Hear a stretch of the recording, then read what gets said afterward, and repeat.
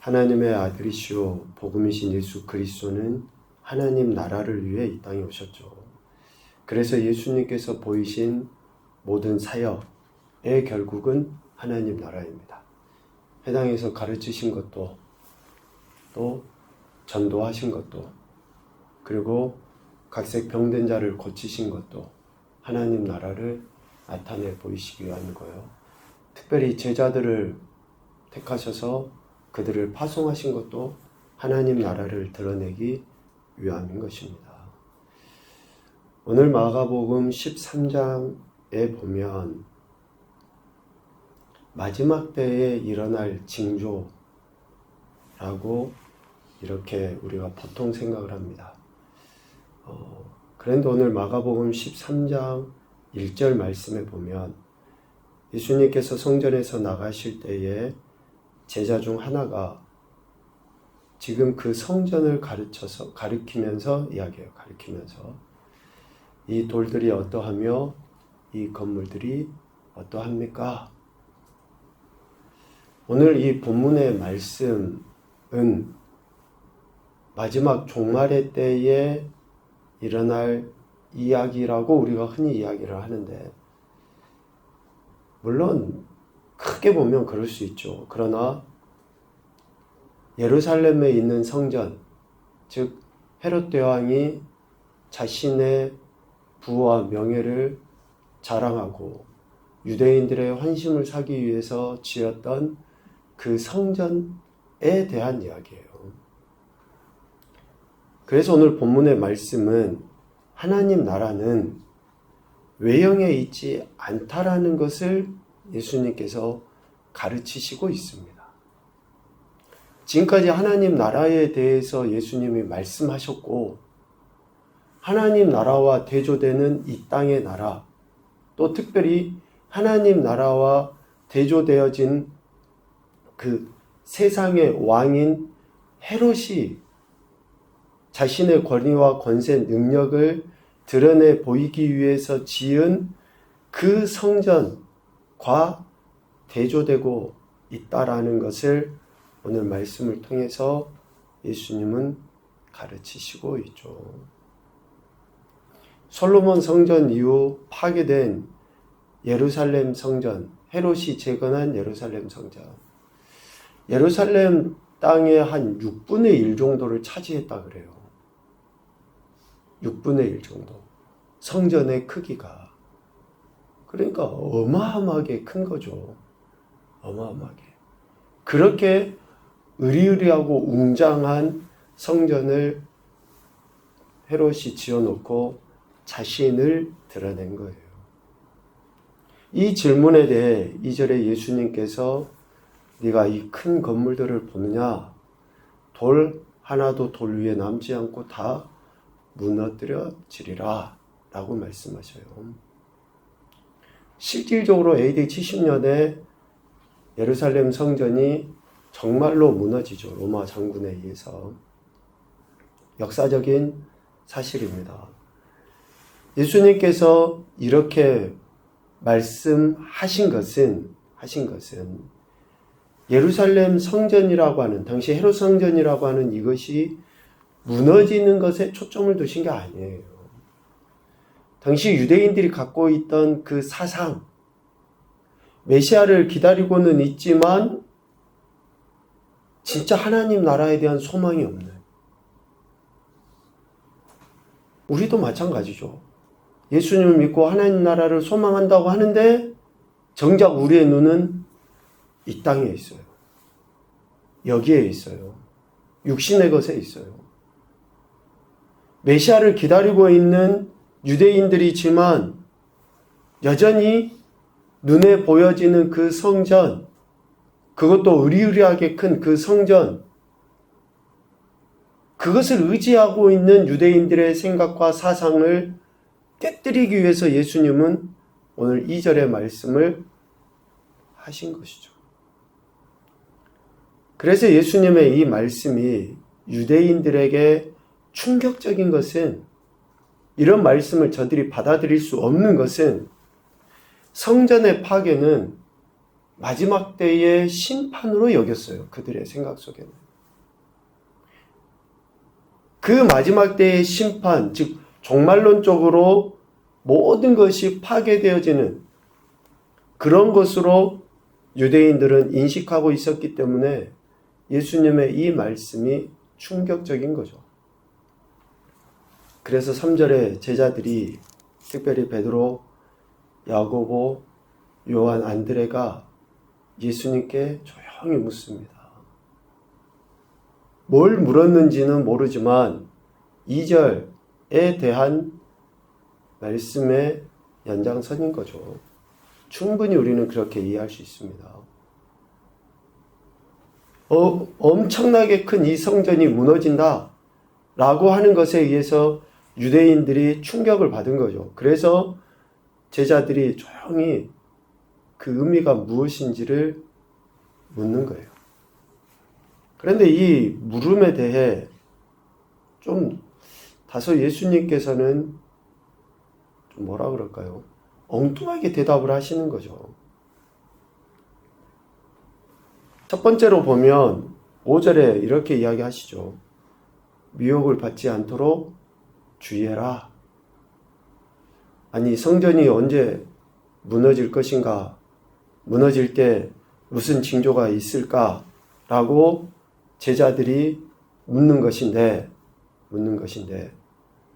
너희가 사람의 미혹을 받지 않도록 주의해라 라고 예수님은 말씀하셔요. 미혹과 난리, 소문이 제자들을 흔들고 넘어뜨릴 것이다 라는 거예요.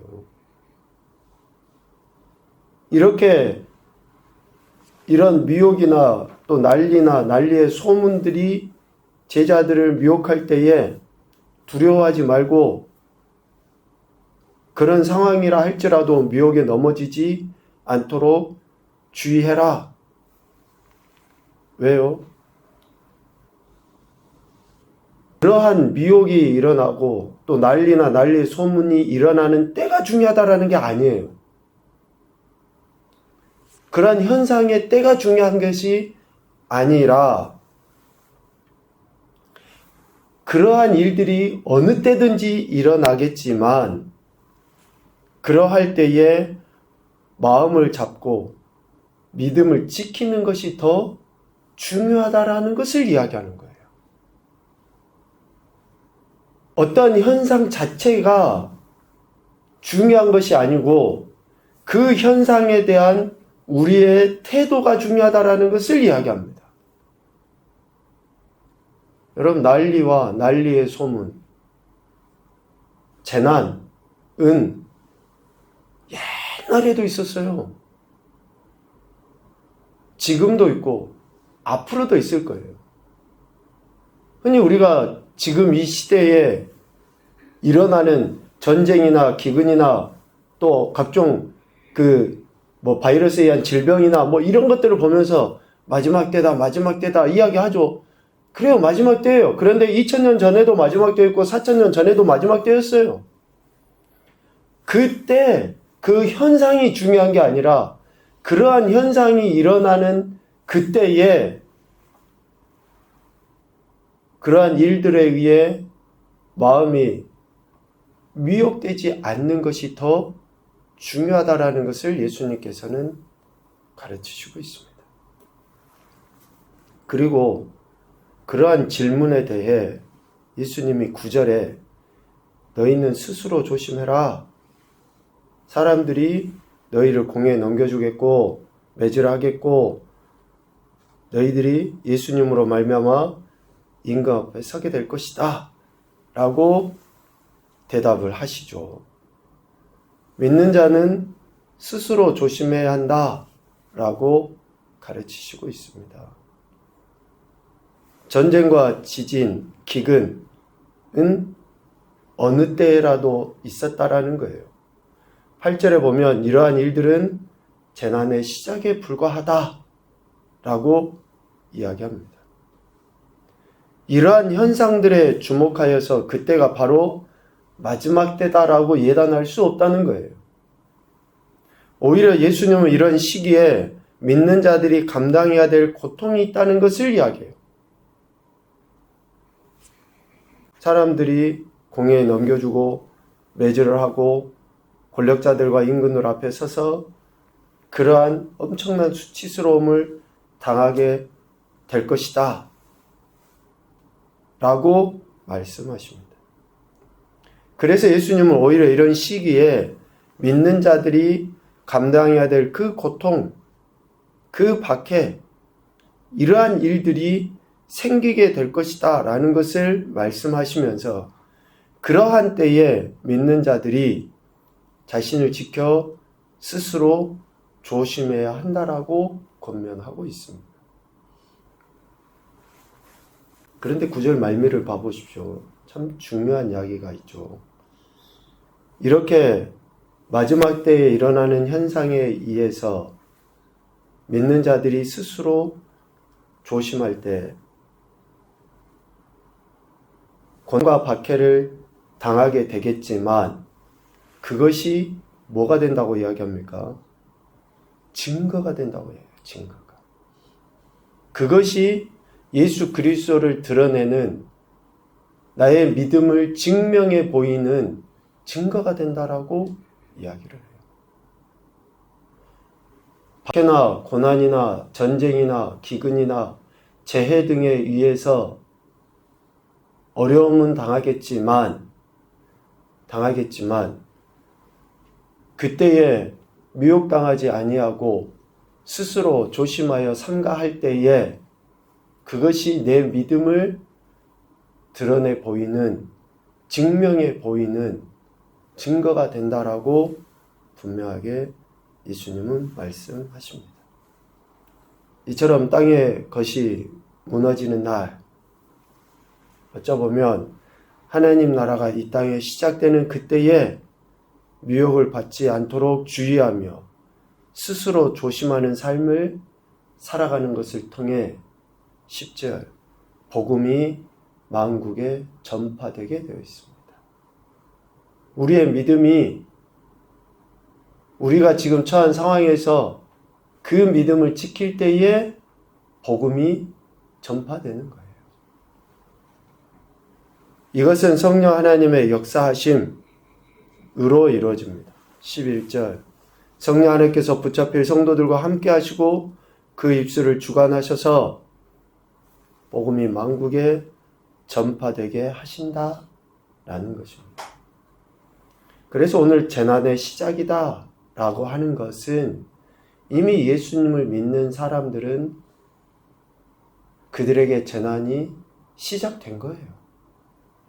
저와 여러분 예수님을 믿는 그 순간부터 재난이 시작된 겁니다. 세상은 우리를 가만 내버려 두질 않아요. 예수님 믿는 거 제대로 믿지 못하도록 수없이 갖가지의 방법을 동원해서 우리를 넘어뜨리려 하는 것입니다. 그때에 우리가 미혹당하지 아니하고 삼가 스스로 우리를 지켜나가면 우리를 통해 복음이 이 땅에 증거되게 되는 것이죠. 그러므로 성도는 땅의 것이 무너지고 어쩌면 하나님 나라가 가까이 임하게 되는 그러한 상황, 또 박해와 고통을 당하는 상황이 온다 할지라도 예수 그리스도 이름으로 말미암아 모든 사람들에게 미움을 받는 상황이 온다 할지라도 13절 끝까지 견디는 자가 성도인 것입니다. 그러한 자가 하나님 나라 백성인 거예요. 이렇게 예수님은 성전, 즉 이 땅의 것이 무너지는데 그것은 하나님 나라가 반드시 임하기 때문에 그렇다라는 것을 제자들에게 말씀하시고 있습니다. 오늘 저와 여러분의 신앙과 삶의 모습 속에 예수님으로 말미암아 이러한 어려움과 또 힘듦, 고난과 박해가 있는 것은 지금 우리 심령에 하나님 나라가 임했고 완전한 하나님 나라가 임하고 있다라는 반증인 것을 꼭 기억하십시오. 예수님을 제대로 믿는데 어려움이 없다. 그럴 수가 없습니다. 형제가 형제를, 아버지가 자식을, 자식들이 부모를 대적하게 되어 있어요. 제대로 예수님을 믿으면. 반드시 어려움이 있을 수밖에 없다는 것을 예수님 말씀하십니다. 그래서 예수님으로 말미암아 이러한 미움을 받을 때 끝까지 견디는 자가 구원을 받는 진정한 하나님 나라 백성이요 성도라는 것을 예수님께서는 말씀해 주시고 있습니다. 첫째 교훈입니다. 이 땅의 것은 반드시 그리고 언젠가는 변하고 없어지게 되어 있다. 아무리 화려하고 웅장하고 튼튼하게 지은 것이라 할지라도 땅의 것은 변합니다. 사람은 변합니다. 그래서 예수님 믿는 믿음이 우리를 굳건하게 지키시도록 그렇게 은혜를 구하는 거죠. 두 번째, 하나님의 나라를 거부하는 인생은 있기 마련이다. 하나님 나라를 거부하는 인생은 있어요. 우리 가족 중에도 있고 친구 중에도 있고, 그래서 그 사람들이 우리에게 가시 역할을 하는 거예요. 그럴 때 우리는 미혹당하지 않고 더욱더 굳건한 믿음을 갖기 위해서 몸부림을 치는 거죠. 세 번째, 성도는 미혹을 받지 않도록 스스로 조심해야 한다. 성도는 미혹을 받지 않도록 스스로 조심해야 됩니다. 말씀과 기도로 성령 하나님의 도우심을 구하십시오. 그래서 우리가 미혹당하지 아니해야지만이 우리의 영혼이 구원받을 수 있습니다. 그래서 네 번째, 그 어떠한 상황에서도 끝까지 견디는 믿음을 보여야 한다. 끝까지 견디는 믿음을 보여야 한다. 어느 누구도 부인하지 않습니다. 지금이 마지막 때라고 하는 것을. 그러나 우리는 이 마지막 때라는 현상에 주목하는 게 아니에요. 지금이 현상에 대해 내 믿음이 어떠한지 우리 자신을 점검하는 겁니다.